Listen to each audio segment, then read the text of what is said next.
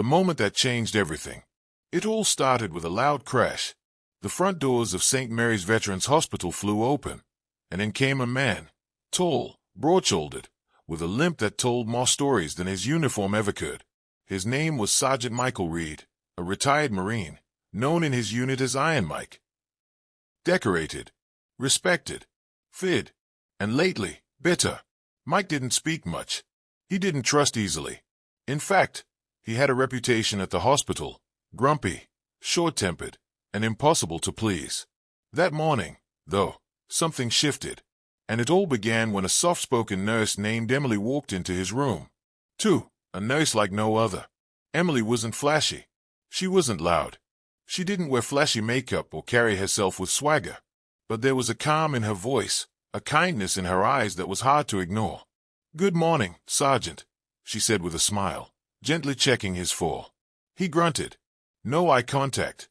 Typical Mike. But unlike others, Emily didn't flinch. She didn't rush out or get offended. She stayed. She asked about his pain. She joked lightly about the hospital food. She offered to adjust his pillow. Mike didn't respond. But something in his eyes changed. For the first time in months, he didn't ask a nurse to leave. The next day, she came back. And the next. And the next. Soon, he was waiting for her. 3. The hidden battle. One night, during a routine checkup, Emily noticed something no one else had caught. Mike was sweating, disoriented, and struggling to speak clearly. She didn't hesitate. She called in the doctors immediately. It turned out he was having a mild stroke. Her quick reaction saved his life. When Mike came to, Emily was there, holding his hand. He looked at her and said his first full sentence since he'd been admitted. "Why are you always here?" Emily smiled gently. "Because you matter." Mike looked away. But this time, his eyes were moist. He didn't know it yet, but Emily had her own scars.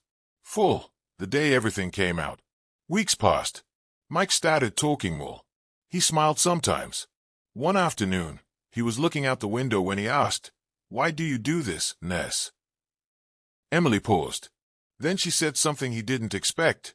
"My brother was a Marine. He didn't make it back." Silence. "I promised him," she continued, "that I'd look after the ones who did." Mike stared at her, stunned. For a long time, he said nothing. Then, he did something no one thought possible. He saluted her. Right there, in his hospital gown, with shaky hands, the hardened Marine veteran slowly raised his hand to his temple and saluted the nurse.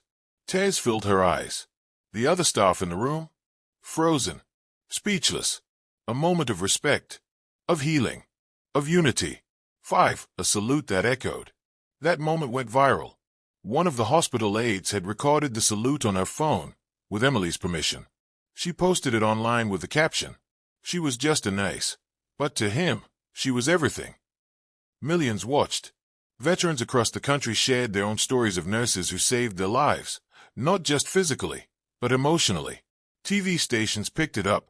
News anchors cried on air. Even the Pentagon sent a letter of recognition. As for Mike, he recovered faster than anyone expected. He later said, "I came to this hospital to heal my body, but thanks to her, I healed my soul."